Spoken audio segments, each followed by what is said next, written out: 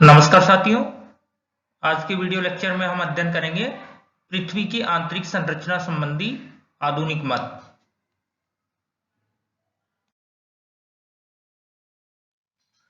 साथियों, भूकंपीय तरंगों की गति एवं उनके भ्रमण पथ के वैज्ञानिक अध्ययन के आधार पर पृथ्वी की आंतरिक संरचना को तीन भागों में विभाजित किया गया है। एक परपटी, जिसे अंग्रेजी में क्रस्ट कहा जाता है। दूसरी प्रवार, जिसे मेंटल कहा जाता है। तीसरी अंतरतम, जिसे कोर या क्रोड कहा जाता है। यदि पृथ्वी समान स्वभाव वाले या एक ही प्रकार के घनत्व के पदार्थों से निर्मित होती तो भूकंपीय तरंगें सदैव समान गति से तथा सीधे मार्ग में चलती, किंतु भूकंप केंद्रों पर इन भूकंपीय तरंगों के अंकन से ज्ञात होता है कि इनकी गति तथा इनके भ्रमण पथ में भिन्नता पाई जाती है। भूकंपीय तरंगों की गति एवं इनके भ्रमण पथ में पाई जाने वाली भिन्नता पृथ्वी की आंतरिक संरचना को समझने में सहायक है। भूकंपीय तरंगों की गति एवं इनके भ्रमण पथ में पाई जाने वाली भिन्नता से यह भी प्रमाणित होता है कि पृथ्वी का आंतरिक भाग समान घनत्व के पदार्थों से निर्मित नहीं है, या कहें कि पृथ्वी के आंतरिक भाग में घनत्व में भिन्नता पाई जाती है।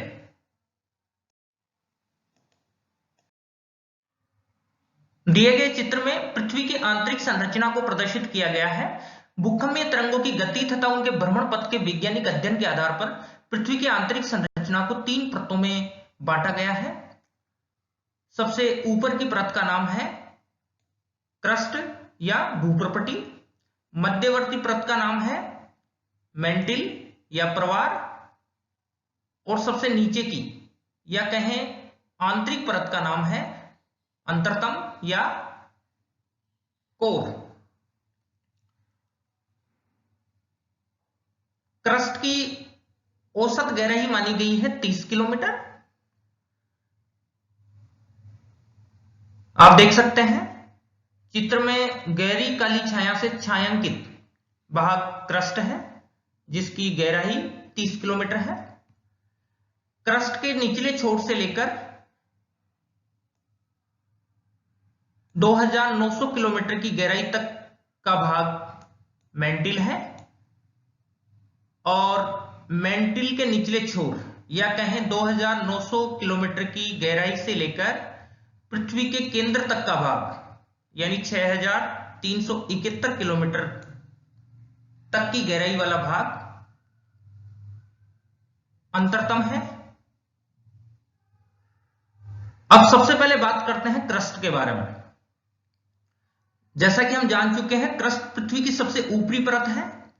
इसकी गहराई महाद्वीपीय भागों के नीचे 35 से 40 किलोमीटर तथा महासागरों के नीचे 5 से 7 किलोमीटर के लगभग मानी गई है। पर्वतीय भागों के नीचे क्रस्ट की सर्वाधिक गहराई होती है, और यह गहराई 70 किलोमीटर के लगभग भी हो सकती है। क्रस्ट को भी दो भागों में बांटा गया है।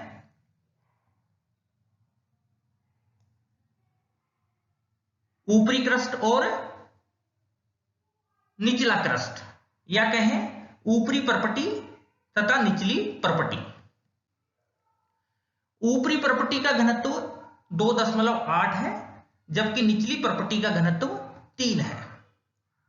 हालांकि दोनों की संरचना समान है,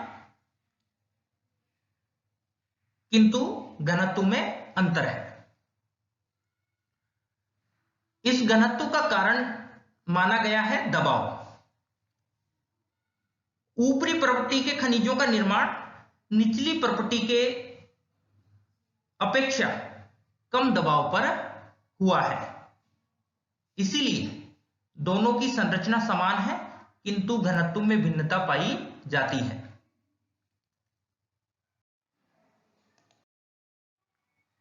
दी गई स्लाइड के माध्यम से भी आप समझ सकते हैं कि पृथ्वी की सबसे ऊपरी परत का नाम है परपटी या कहें क्रस्ट।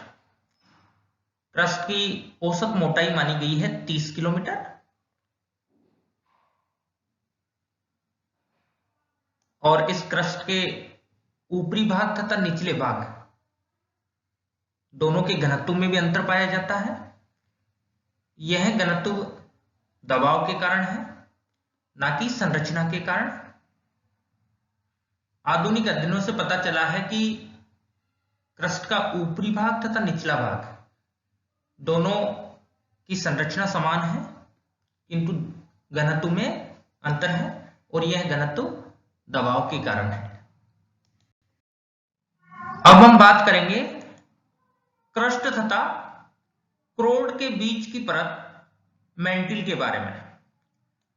मैंटिल की गहराई क्रस्ट के निचले छोर से लेकर 2900 किलोमीटर तक है। दूसरे शब्दों में कहें, मैंटिल की ऊपरी सीमा मोहो असंबद्धता तथा निचली सीमा गुटेनबर्ग असंबद्धता द्वारा निश्चित की गई है। अब ये मोहो असंबद्धता क्या है बताना चाहूंगा। जहां पर क्रस्ट तथा मैंटिल परत आपस में मिलती हैं, उस क्षेत्र में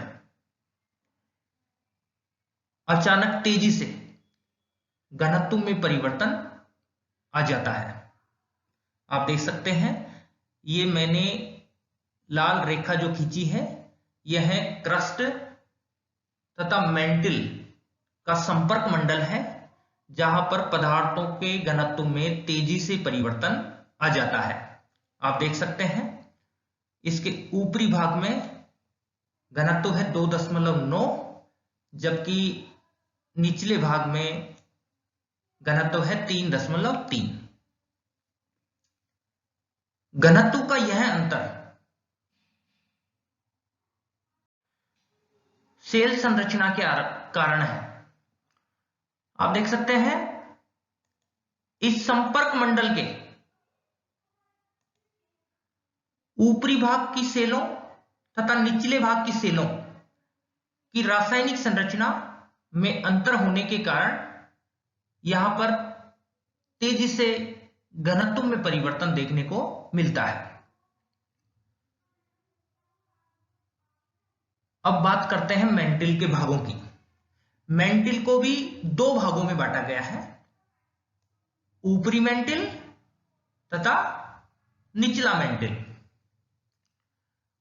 ऊपरी मैंटिल का विस्तार है मोहो असंबद्धता से लेकर, या दूसरे शब्दों में कहें, क्रस्ट के निचले छोर से लेकर 700 किलोमीटर की गहराई तक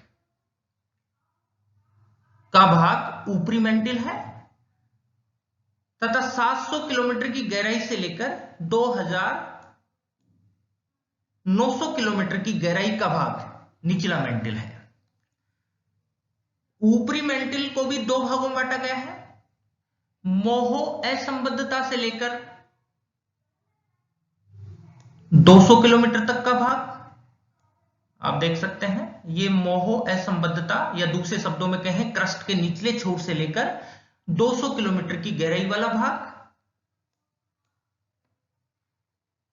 ऊपरी मैंटिल का पहला भाग, जबकि ऊपरी मैंटिल का दूसरा भाग है 200 किलोमीटर की गहराई से लेकर 700 किलोमीटर की गहराई वाला भाग।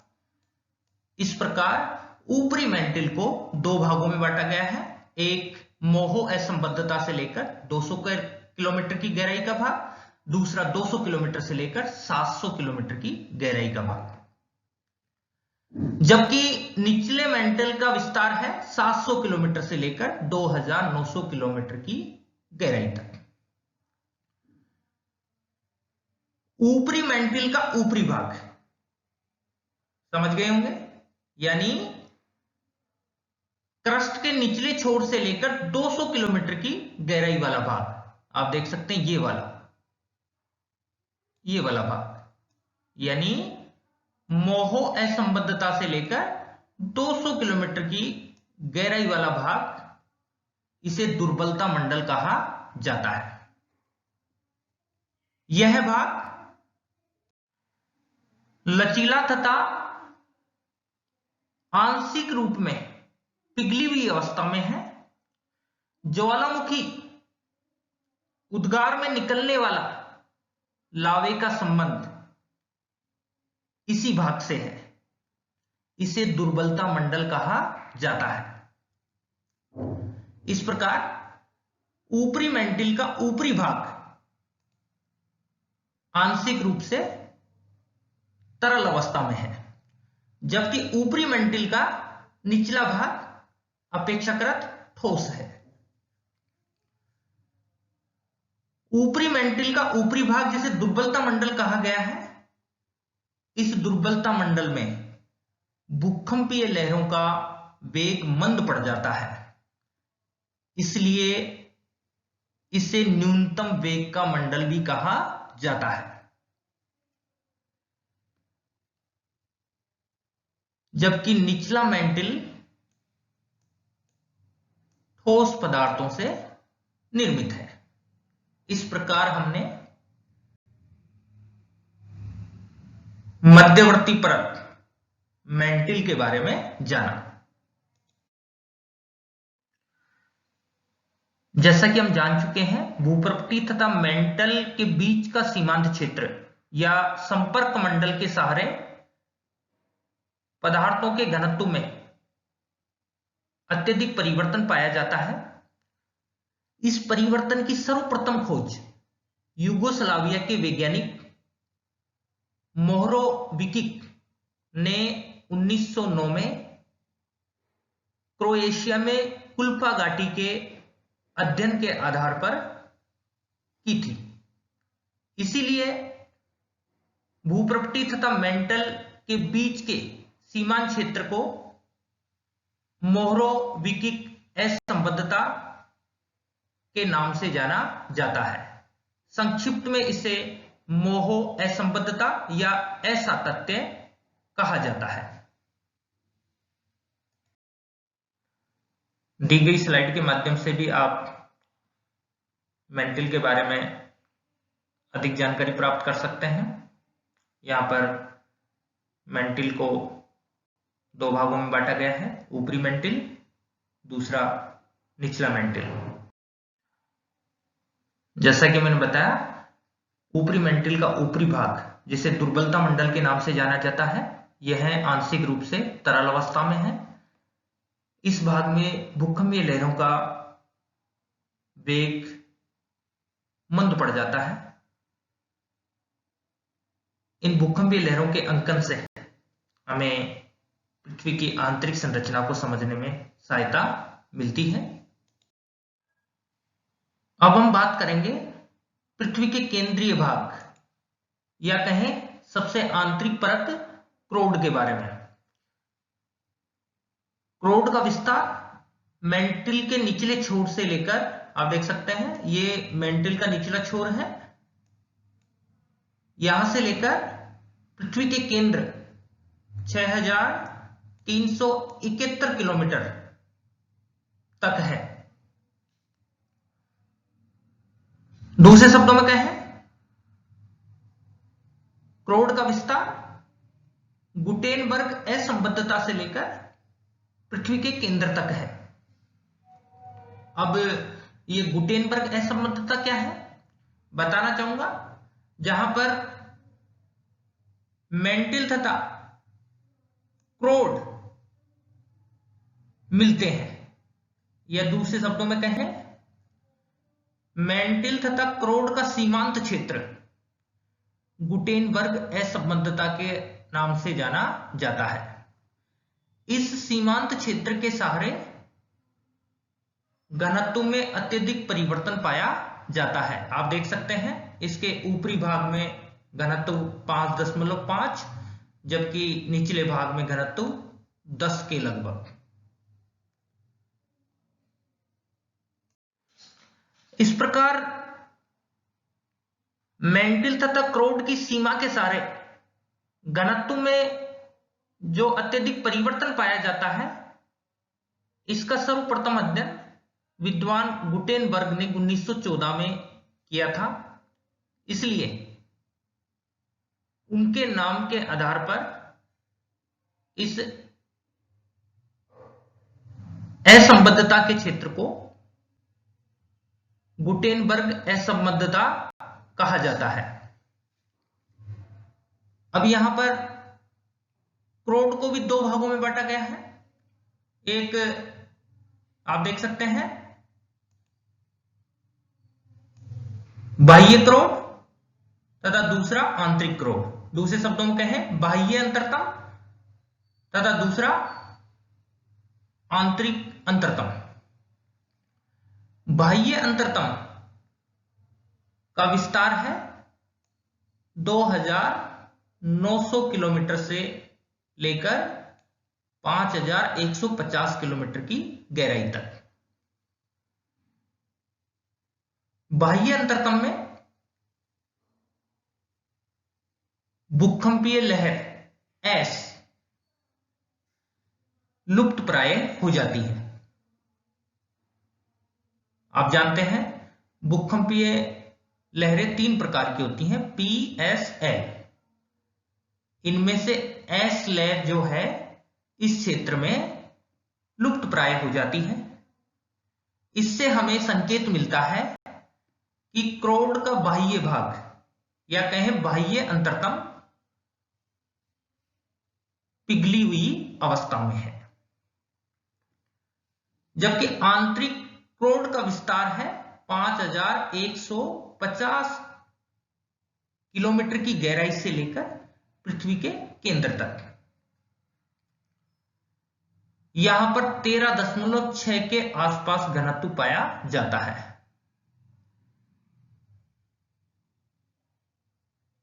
क्रोड के बारे में विद्वानों का कहना है कि यह भाग लोहा तथा निकेल जैसी भारी धातुओं से निर्मित है। इस प्रकार बाह्य क्रोड में एस लहरें लुप्त प्राय हो जाती हैं, क्योंकि एस लहरें सिर्फ ठोस भागों से होकर ही गुजरती हैं, तरल भागों में लुप्त प्राय हो जाती है। इससे हमें संकेत मिलता है कि बाह्य क्रोड पिघली हुई अवस्था में है, जबकि आंतरिक क्रोड में भूकंप की पी लहरें भ्रमण करती हैं। जैसा कि हम जानते हैं भूकंप की पी लहरें पदार्थ की तीनों अवस्थाओं से होकर गुजरती हैं, तरल, ठोस तथा गैस। इस प्रकार कहा जा सकता है कि आंतरिक क्रोड ठोस रूप में है तथा सर्वाधिक घनत्व रखता है, जबकि बाह्य क्रोड आंशिक रूप में पिघली हुई अवस्था में है और इसका घनत्व आंतरिक क्रोड की अपेक्षा थोड़ा कम है।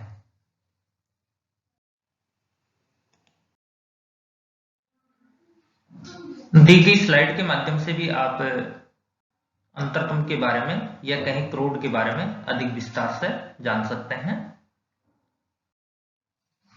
यहां पर अंतरतम को दो भागों में बांटा गया है, एक बाह्य अंतरतम, दूसरा आंतरिक अंतरतम। इस प्रकार भूकंपीय लहरें पी तथा एस के वेग के अंकन से हमें इस बात का संकेत मिलता है कि क्रस्ट ठोस रूप में है, जबकि मेंटल का ऊपरी भाग कोमल तथा दुर्बल है या कहें आंशिक रूप से पिघली हुई अवस्था में है, जबकि मेंटल का निचला भाग ठोस रूप में है। जहां तक क्रोड की बात है, क्रोड का ऊपरी भाग तरल अवस्था में है, जबकि क्रोड का आंतरिक भाग ठोस रूप में है।